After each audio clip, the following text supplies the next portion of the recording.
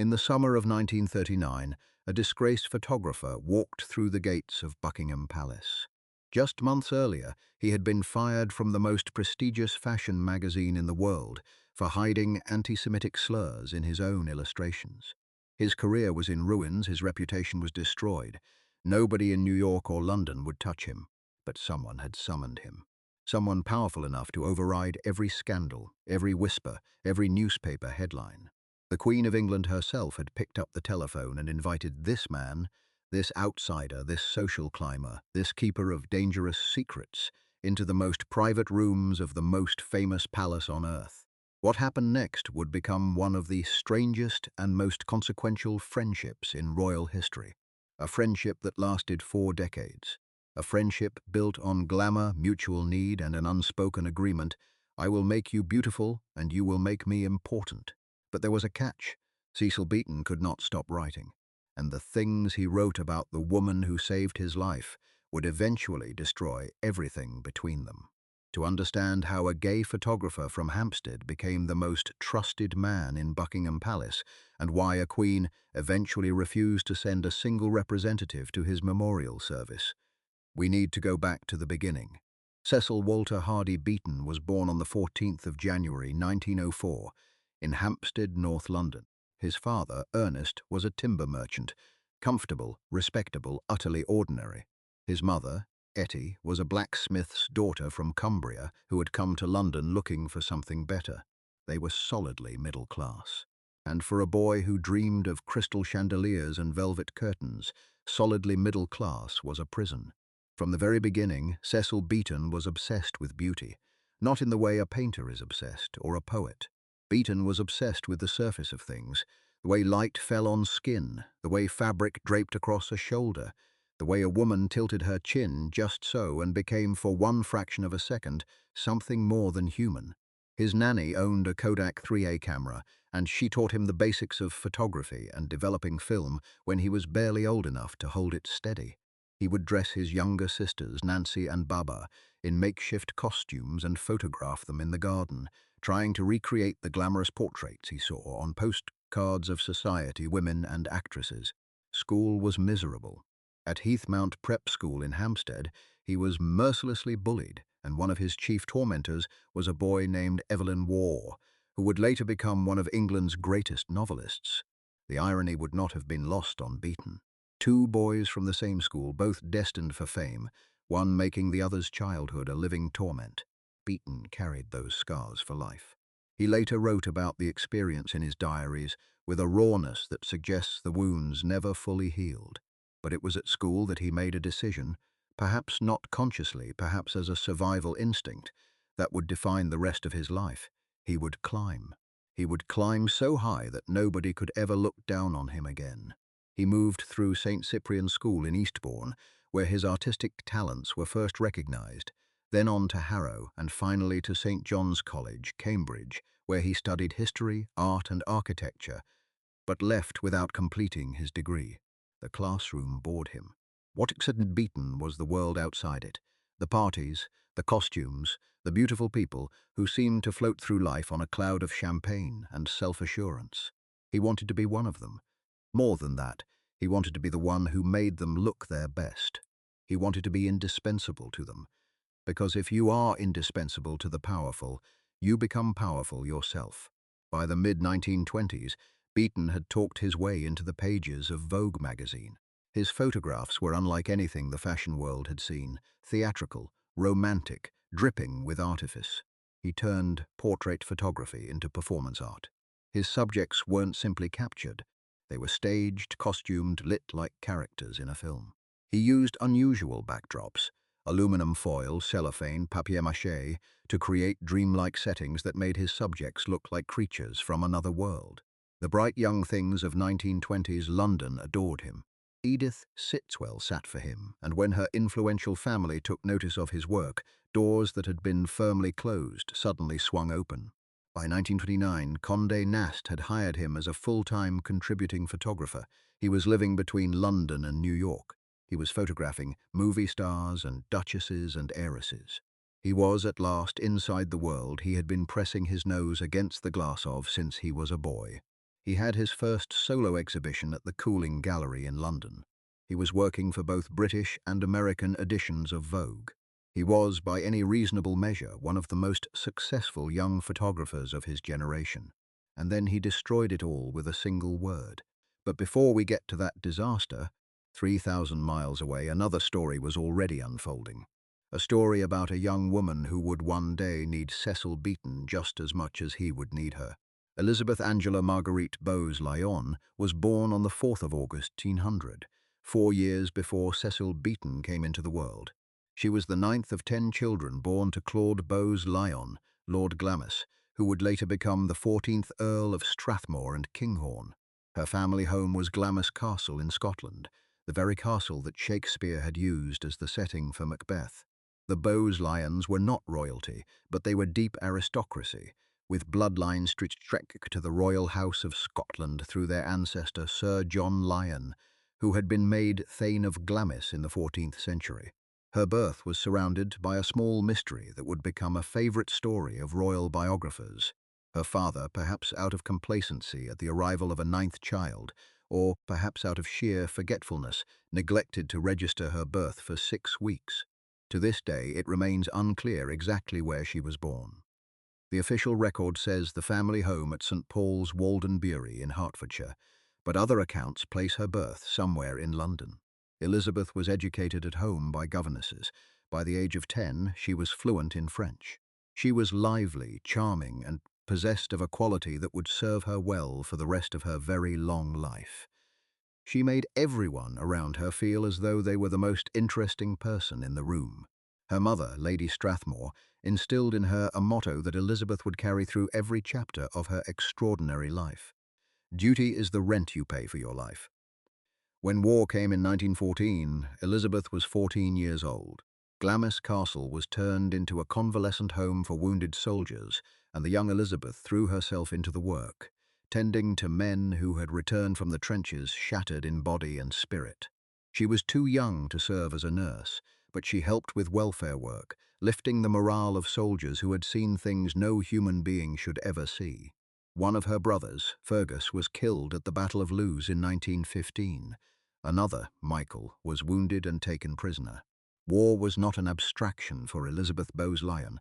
It was real, it was in her home, it was in her family. After the war, she moved through London's social circles with ease. She was pretty, witty, and utterly unlike the stiff, formal women who usually orbited the royal family. Prince Albert, the stammering, shy second son of King George V, fell hopelessly in love with her. He proposed twice before she accepted.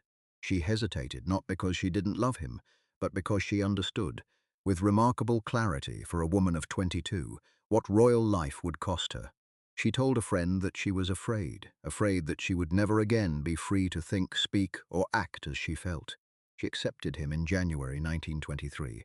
They married on the 26th of April at Westminster Abbey, and just like that, Elizabeth Bowes-Lyon became the Duchess of York. For 13 years, the Yorks lived a relatively quiet life. 2 daughters, Elizabeth in 1926 and Margaret in 1930. A comfortable home at 145 Piccadilly. A husband who adored her, and then in December 1936, the unthinkable happened. King Edward VIII abdicated the throne to marry the twice-divorced American socialite Wallis Simpson. Elizabeth's husband, the man who had never expected to be king, the man who struggled with a debilitating stammer, was suddenly King George VI, and Elizabeth was queen. She reportedly never forgave Edward and Wallis for what she saw as an act of breathtaking selfishness. They had thrown the burden of the crown onto her husband's shoulders, and she believed it would eventually kill him. She was right. George VI died in 1952 at the age of just 56, worn down by the strain of kingship and the relentless damage of wartime stress. But the abdication did more than damage the king's health. It damaged the monarchy itself. For the first time in living memory, the British public had seen the institution crack. They had seen a king choose personal desire over duty. They had seen the royal family argue, panic, and fumble through a constitutional crisis that could have brought down the entire system.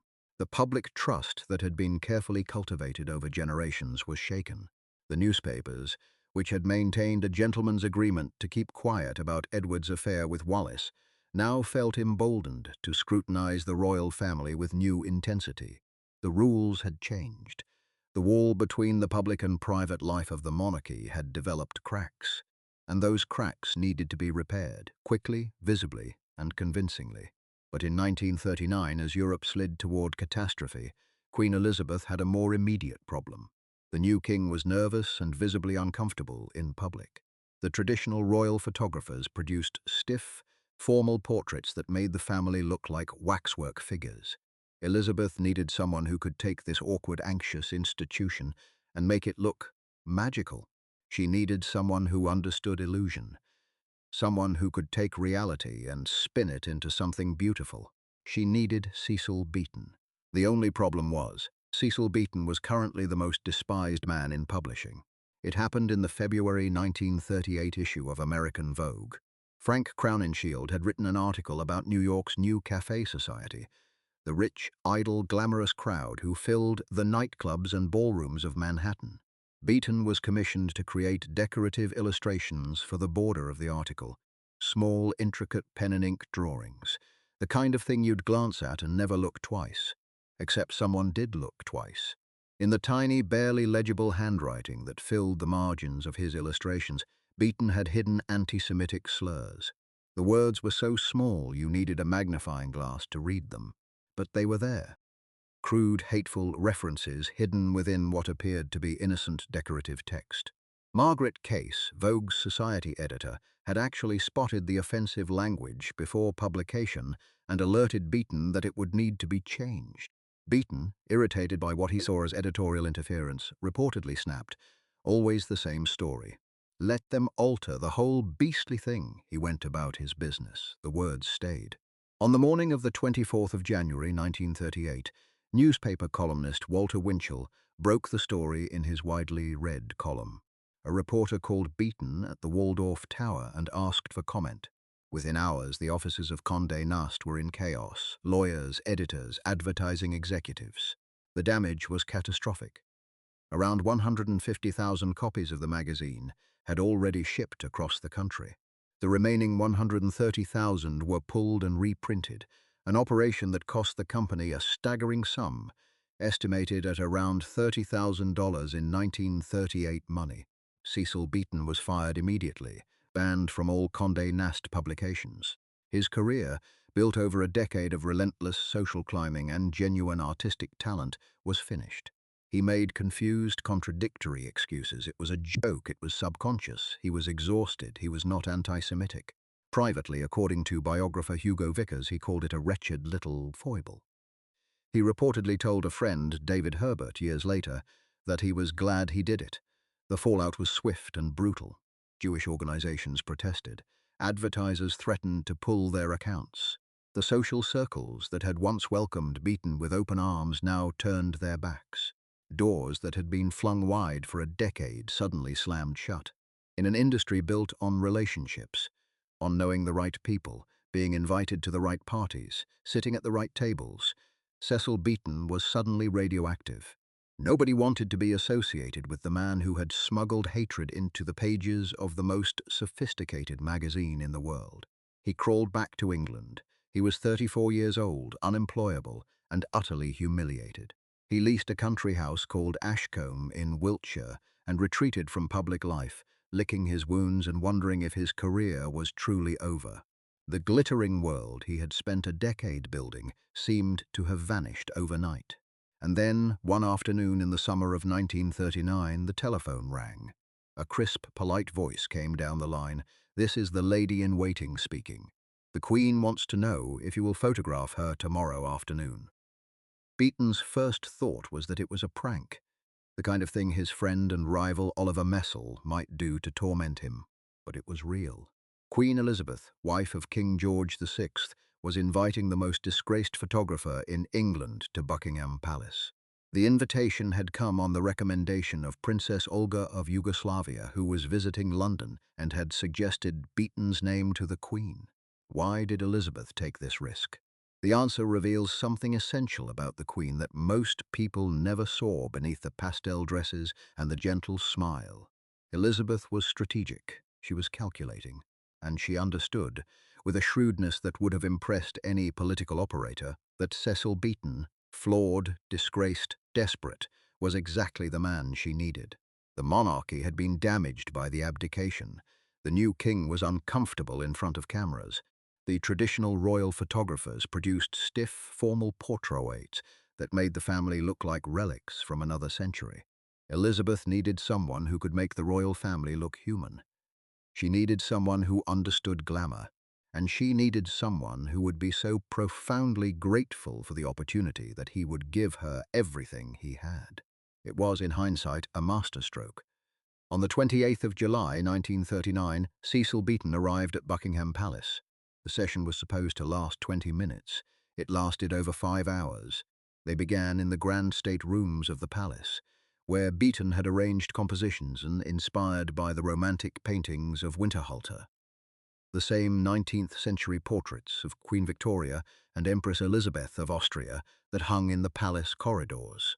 The Queen wore a flowing white wardrobe designed by Norman Hartnell, gowns with cascading tulle and delicate embroidery that seemed to belong to another era entirely.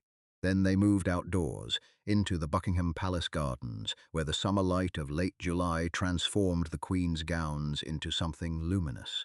Beaton photographed her holding a parasol, using the gauze fabric to filter the sunlight and create a halo effect around her head. He shot her against banks of flowers, against the ancient walls of the palace, against the vast green expanse of the garden. He experimented with angles, with shadows, with the interplay of fabric and light. What had been scheduled as a brief, formal sitting became a creative collaboration between two people who understood, instinctively, that they were making something important. The result was not a photograph, it was a vision. The Queen looked like a fairy tale creature, ethereal, luminous, impossibly beautiful. The pictures were published 2 months later, just as Britain declared war on Germany. And they did exactly what Elizabeth had intended. In a country gripped by fear and uncertainty, these images said, "The monarchy is here. The monarchy is beautiful. The monarchy will endure." Cecil Beaton had been given a second life, and Queen Elizabeth had found the most useful man in Britain. But usefulness comes with a price. Because the man the Queen had just invited into the inner sanctum of the British monarchy had a habit that no amount of royal charm could cure. Cecil Beaton kept a diary, and in that diary he wrote down everything. When war broke out, it was the Queen herself who recommended Beaton to the Ministry of Information as an official war photographer. Think about that for a moment. A man who had been publicly disgraced for anti-Semitism, at the exact moment when anti-Semitism was becoming the defining evil of the 20th century, was rescued and rehabilitated by the Queen of England. She didn't just forgive him, she gave him a job. She gave him purpose. She gave him the chance to redeem himself. And to his credit, Beaton seized it. He swapped his customary world of champagne and satin for bombed-out streets and burning buildings. He photographed the Blitz. He photographed the devastation of London. He photographed the faces of ordinary British people living through hell. And he took one photograph that changed the course of history. Her name was Eileen Dunn. She was 3 years old. She lay in a hospital bed at Great Ormond Street, her head bandaged, clutching a teddy bear, staring at the camera with enormous, bewildered eyes. Beaton's photograph of that child appeared on the cover of Life magazine. It was circulated around the world, and it is widely credited with helping to shift American public opinion towards supporting Britain in its hour of need. At a time when America had not yet entered the war, Beaton took approximately 7,000 photographs for the Ministry of Information during the war. 7,000. He documented not just London, but the entire global conflict, traveling to the Middle East, to India, to Burma, to China. He photographed RF fighter pilots and soldiers in remote outposts. He shot portraits of Churchill at the height of the Battle of Britain, images that captured the bulldog defiance of a nation refusing to surrender. He photographed the ghostly spires of St. Paul's Cathedral rising through smoke and mist after the devastating incendiary raid of the 29th of December 1940. In later life, Beaton himself regarded his war photographs as his single most important body of work. The man who had spent the 1930s photographing society heiresses in tinfoil backdrops had become, almost overnight, one of the most significant visual chroniclers of the 20th century's greatest conflict. Meanwhile, Beaton continued to photograph the royal family. The Queen invited him to document bomb damage at Buckingham Palace itself. The palace had been hit 9 times during the war. He photographed the 2 princesses, Elizabeth and Margaret, at Windsor Castle. He shot intimate family portraits that showed the King and Queen not as distant figureheads, but as parents, sitting with their daughters around a desk, radiating calm in the middle of a storm. These were not just photographs, they were propaganda, brilliant, beautiful, devastatingly effective propaganda. And at the center of this operation stood 2 people, a queen who understood the power of image, and a photographer who worshipped beauty the way other men worshipped God. Their friendship deepened during the war years. Beaton was charmed by the Queen's warmth, her wit, her ability to put anyone at ease. And the Queen was charmed by Beaton's flamboyance, his gossip, his encyclopedic knowledge of fashion and history. They moved in the same social circles. They shared a delight in the theatrical, the extravagant, the beautiful. In a world torn apart by war, they found in each other a shared love of the surfaces of things, and perhaps a shared understanding that surfaces were, in their own way, essential. And all the while, the Queen was watching. She understood what Beaton was doing, not just for the country, but for the crown. His wartime photographs of the royal family were statements. They told the British people that the monarchy was sharing in their suffering, standing alongside them, unbroken. The photographs of the bombed palace, the images of the princesses doing their duty, the intimate family scenes that radiated calm and stability, all of this was part of a carefully managed campaign of visual reassurance, and Beaton was its architect. By the end of the war, the partnership between the Queen and her photographer was one of the most successful public relations operations in British history. Nobody called it that, of course. Nobody used words like branding or image management, but that is exactly what it was, and both parties knew it. But Cecil Beaton was living a double life. Not just because he was bisexual in an era when any deviation from heterosexuality could land you in prison. His double life was more dangerous than that. Beaton was obsessed with Greta Garbo.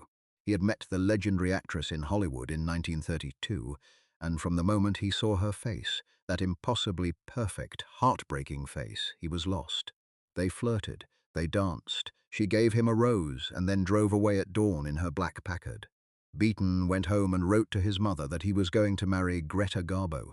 His mother poured a whiskey and laughed. Their relationship was intermittent, confusing and almost entirely on Garbo's terms. When they reconnected in 1946, their friendship developed into an affair. Beaton proposed marriage. Garbo declined. Their romance fizzled. They remained friends for decades, occasionally meeting on yachts in the Greek islands or at country house parties. But the great love story Beaton had dreamed of never materialized. The Garbo obsession reveals something crucial about Beaton. He was a man who was drawn to impossible beauty and to the impossible project of possessing it. With Garbo, he wanted to own the face that had captivated the world. With the Queen Mother, he wanted to own the image of the monarchy itself. In both cases, he was reaching for something that could never truly belong to him. And in both cases, his inability to accept that limitation would cause him pain. There was also the matter of his sexuality. Beaton had intense relationships with men throughout his life. The art collector Peter Watson, the American Olympic fencer Kinmont Hoytsma, among others. In 1966, Beaton wrote in his diary that it was only comparatively late in life that he could walk into a room full of people without a feeling of guilt. He described the agony of entering a room full of men, or even a public lavatory at the Savoy, without feeling that he was somehow marked, somehow different, somehow wrong.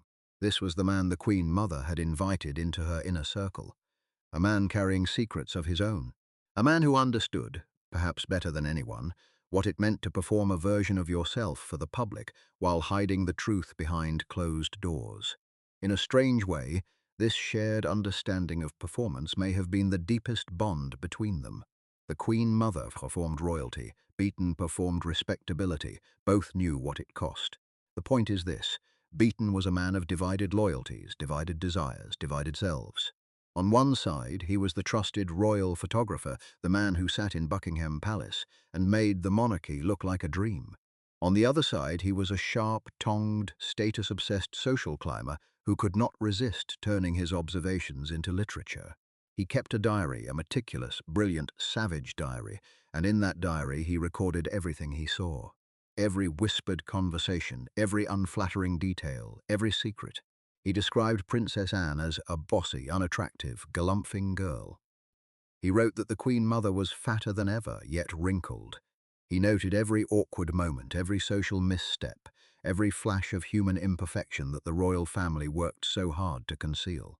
And he did not keep these observations to himself. During his lifetime, Beaton published 6 volumes of diaries. 6 volumes. Each one filled with the kind of intimate, unsparing detail that no insider should ever have committed to paper. He treated his published diaries the way he treated his photographs, endlessly retouching them, editing out the worst excesses, but enough remained to make powerful people very uncomfortable. The diaries covered the years from 1922 to 1974, over half a century of observations from the inside of the most privileged rooms in the Western world. Biographer Hugo Vickers later went back to the original manuscripts and discovered that the published versions were, in many ways, sanitized. Beaton had removed the most savage observations, softened the cruelest descriptions, and cut entire passages that he feared might provoke libel suits. But even the edited versions were explosive. One friend observed that Beaton might look as though he was listening to what you were saying, but in fact he was counting the hairs in your nostrils. That was Cecil Beaton in a sentence, charming on the surface, forensic underneath. Every conversation was material. Every social gathering was research. Every friendship was, on some level, content. And here is the terrible irony of Cecil Beaton's life. The same quality that made him a genius behind the camera, that merciless eye, that ability to see past the surface and capture the truth beneath, was the quality that would ultimately destroy the friendship he valued most. Through the 1950s and 1960s, Beaton's career soared to extraordinary heights. He photographed Queen Elizabeth II's coronation on the 2nd of June, 1953, one of the most significant royal events of the 20th century. He was given just 20 minutes for the sitting. The resulting portrait, which appeared to show the young Queen seated in Westminster Abbey but was actually shot in a Buckingham Palace drawing room with a painted backdrop, became one of the most widely reproduced photographs in history. But it was his behind-the-scenes photographs from coronation morning that truly reveal how deeply embedded Beaton had become within the family. He captured the royals preparing for the ceremony, informal, relaxed, almost playful. There is a famous contact sheet showing a young Princess Anne standing on her mother's train. These were moments no outsider should have witnessed, but Beaton was no longer an outsider. He had spent 14 years building trust, session by session, portrait by portrait, until the family forgot that the camera was even there. He was the first photographer to capture the infant Prince Charles, just 2 days before the christening in December 1948. The Queen Mother herself had suggested Beaton for the assignment.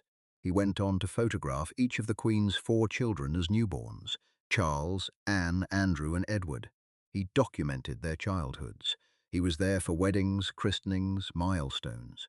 He had become, in effect, the family's visual chronicler, not just their official photographer, but something closer to a court painter, embedded in the institution itself. He designed the costumes for My Fair Lady, first on Broadway in 1956, then for the 1964 film starring Audrey Hepburn. The black-and-white Ascot scene alone became one of cinema's most iconic visual moments. He designed over 150 costumes for the Broadway production, which became the highest-grossing show in Broadway history by the time it closed. He won 2 Academy Awards for My Fair Lady, Best Costume Design and Best Art Direction, to go with his earlier Oscar for Gigi in 1958. He won 4 Tony Awards. He was, by any measure, one of the most successful creative artists of the 20th century. And through all of it, his friendship with the Queen Mother endured. After King George VI died in February 1952, exhausted, his health ruined by the strain of kingship and decades of heavy smoking, Elizabeth stepped back from the spotlight and became the Queen Mother. She was only 51 years old. Many expected her to fade into quiet retirement, as dowager queens had done for centuries. She did the opposite. She carved out a role for herself that was entirely new, part national grandmother, part tireless public servant, part living symbol of an era that was rapidly disappearing. She took up residence at Clarence House and the Royal Lodge in Windsor and maintained a schedule of public engagements that would have exhausted women half her age. She attended race meetings, opened hospitals, hosted garden parties, and consumed prodigious quantities of gin and Dubonnet with a cheerfulness that endeared her to the British public for the next half-century. Beaton continued to photograph her.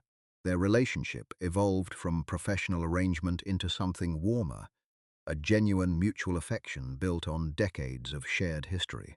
In 1963, when Beaton sent the Queen Mother a copy of his book of royal portraits, she replied with a handwritten letter that captures the essence of their bond. She wrote that looking through the photographs made her feel nostalgic, that the years seemed to telescope together, and she suddenly remembered what it felt like to wear those pre-war garden party clothes all those years ago. And then she wrote the sentence that reveals just how much Beaton had meant to the royal family. She said that as a family, they must be deeply grateful to him for producing them as really quite nice and real people. Producing, that was her word. Not photographing, not capturing, producing. She understood, and she was thanking him for it, that Beaton had not simply documented the monarchy. He had created it. He had manufactured an image of the royal family that was more real to the public than the reality itself. It was the highest compliment she could have paid him. And it was also, in a way, the most dangerous admission she could have made. Because what happens when the man who produces your image decides to tell the world what you really look like? Cecil Beaton was knighted in 1972. He was 68 years old. It should have been the crowning moment of his life. The ultimate proof that the boy from Hampstead had climbed all the way to the top. Queen Elizabeth II herself bestowed the honour upon him, and it was. But within 2 years, everything began to fall apart. In 1974, Beaton suffered a devastating stroke that left the right side of his body permanently paralyzed. The man who had spent his life arranging beauty, positioning lights, adjusting fabrics, tilting faces toward the camera, could no longer hold a camera with both hands. He learned to paint and write with his left hand. He had cameras adapted so he could still shoot, but the frustration was overwhelming. The man who had defined himself through his ability to control the visual world was now trapped in a body that refused to cooperate. He became anxious about money, about his future, about being forgotten. In 1976, desperate for financial security, he sold his vast collection of photographs to Sotheby's. It was a practical decision, but it carried the weight of surrender. The great collector was selling off pieces of his own legacy to fund an old age he had never prepared for. And it was in this period, desperate, diminished, afraid, that the diaries became his weapon and his curse. The published volumes of Beaton's diaries had always caused ripples in polite society. But the unexpurgated versions, the raw, unedited manuscripts that his biographer Hugo Vickers would later bring to light, were something else entirely. They were savage, they were hilarious, they were merciless, and they spared no one, not even the woman who had saved his career. The Queen Mother, the woman who had plucked him from obscurity and given him access to the most exclusive rooms in the world, was described in his diaries as fatter than ever, yet wrinkled. He wrote about her teeth. According to multiple sources, it was this description of her teeth, the specific, physical, unflattering detail, that finally broke something between them. There is a particular cruelty in this kind of betrayal. It is not the grand, dramatic kind, no affair exposed, no state secret leaked. It is the small, intimate kind, the kind that comes from someone who has seen you without your armor, someone who has watched you grow older, session by session, photograph by photograph, and who has spent decades using every tool at his disposal to conceal the evidence of time, only to write it all down in a private journal for the world to eventually read. Beaton's published diaries were not just indiscreet, they were in many ways a systematic violation of trust. He wrote about everyone he encountered: friends, lovers, rivals, patrons. Truman Capote once observed that the camera would never be invented that could capture all that Beaton actually saw. His diaries prove the point. He told the young Julie Andrews that she had the most unphotogenic face he had ever seen. He wrote about Laurence Olivier and the Duchess of Argyll with the same unflinching eye he turned on the Queen Mother. No one was safe, no one was spared, but the Queen Mother was different. She was not just another subject of his withering gaze. She was the woman who had rescued him. She was the person who had gambled her own reputation by inviting a disgraced photographer into Buckingham Palace at the most dangerous moment in his career. She had trusted him with the image of her family. She had written him letters thanking him for his service. And in return, he had counted her wrinkles. Think about what that meant. For 40 years, Beaton's entire purpose in the Queen Mother's life had been to make her look beautiful, to soften the wrinkles, to create the illusion, to produce her, as she herself had said, as really quite nice. And now, in the pages of his own diary, he had done the one thing a royal photographer must never do. He had told the truth. Cecil Beaton gave his last public interview in January 1980 for a BBC radio program called Desert Island Discs. He was frail. The interview was recorded at Reddish House, his beloved home in Wiltshire, because he was too weak to travel.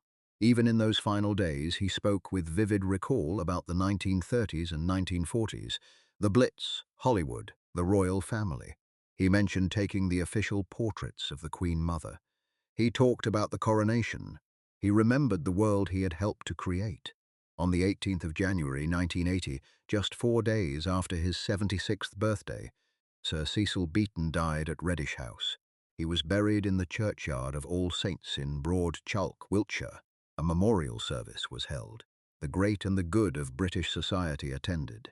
Photographers, designers, aristocrats, actors, the entire glittering world that Beaton had spent his life documenting and inhabiting came together to pay their respects. But one person was conspicuously absent, or rather one person conspicuously failed to send a representative: the Queen Mother. According to those who knew the situation, she had taken offense at his description of her teeth in his diaries.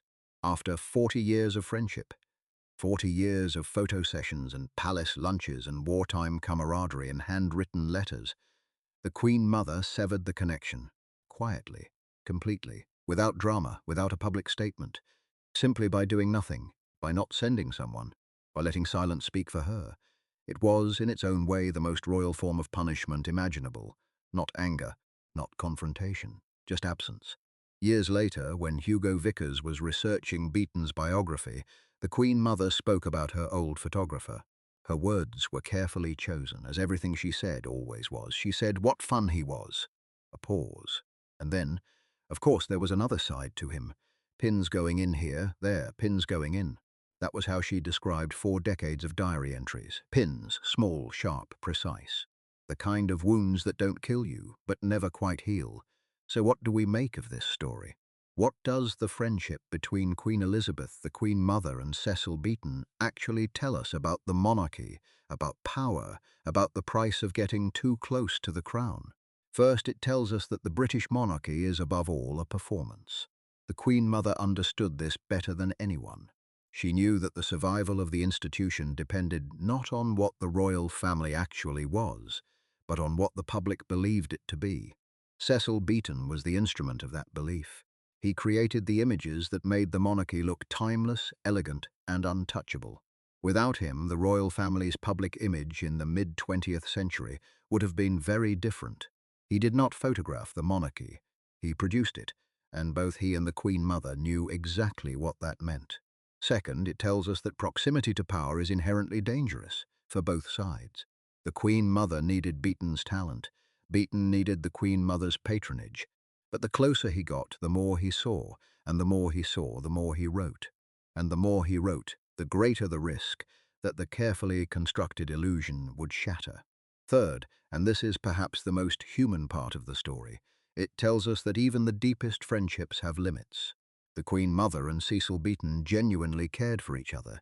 Their bond was real. But it was built on an unspoken contract. I will make you beautiful, and you will never tell anyone what you really see. When Beaton broke that contract, when he wrote about the wrinkles and the weight and the teeth, he violated the fundamental terms of their arrangement. And the Queen Mother, with the quiet ruthlessness that had kept her at the centre of British public life for over 60 years, cut him loose. Cecil Beaton knew every royal secret. He had spent 4 decades inside the walls of Buckingham Palace, photographing coronations and christenings and Christmas gatherings and wartime crises. He had seen the monarchy at its most vulnerable. He had seen the human beings behind the crowns and the titles and the carefully managed public personas, and he would not, resist the urge to write it all down. Perhaps in the end, that urge was the truest thing about him. More than the glamour, more than the social climbing, more than the obsessive need to be accepted by people who were born into the world he spent his life trying to enter. Cecil Beaton was, at his core, a witness. He lived to observe, he lived to record. And the diaries, cruel, brilliant, unforgivable, were the purest expression of who he really was. The Queen Mother understood this, eventually. Her remark about pins going in here and there suggests a woman who had made her peace with what Beaton was. She did not rage, she did not denounce, she simply withdrew, she let the silence do the work. And in doing so, she demonstrated the same quality that had made her one of the most formidable women of the 20th century, the ability to inflict punishment without ever raising her voice. Today, Beaton's archive of royal portraits is held by the Victoria and Albert Museum in London. His wartime photographs are preserved at the Imperial War Museum. His diaries, all 6 published volumes, plus the unexpurgated editions released after the principals were dead, remain some of the most entertaining and revealing documents of 20th century British life. He is remembered as a genius. He is remembered as a snob. He is remembered as a man who understood beauty better than almost anyone who ever lived, and who could never quite resist the temptation to reveal the ugliness he found beneath it. That was his gift, that was his curse. And in the end, it was the reason the woman who had given him everything gave him nothing at all. Cecil Beaton was buried in a quiet churchyard in Wiltshire, far from the palaces and ballrooms and flashbulbs that had defined his life. The Queen Mother lived on for another 22 years, dying peacefully at the Royal Lodge in Windsor in 2002, at the age of 101. She outlived him by more than 2 decades, and in all that time she never publicly spoke about the falling out. She didn't need to. The empty chair at his memorial service said everything. In a strange way, their story is more relevant today than ever. In an age of social media, of royal documentaries, of tell-all memoirs and unauthorized biographies, the tension between image and reality that defined the Beaton-Queen Mother partnership has only intensified. Every official royal photograph is now scrutinized for what it reveals and what it conceals. Every insider account is devoured by a public hungry for the truth behind the fairy tale. Cecil Beaton was, in many ways, the first person to face the dilemma that now confronts everyone who enters the royal orbit. How much truth can you tell before the palace closes its doors? And that is the story of the forbidden friendship between Queen Elizabeth, the Queen Mother, and Cecil Beaton. A story of glamour, ambition, loyalty, and the one betrayal that no amount of beautiful photographs could undo. The photographer who knew every royal secret and couldn't stop himself from sharing them. If this story kept you watching, do me a favor, hit that subscribe button. We have got more royal scandals coming that will shock you even more than this one. Drop a comment and tell me, do you think Cecil Beaton was right to write the truth in his diaries, or did he betray the woman who saved his life? I read every single comment. Until next time, this has been Pure British Scandals.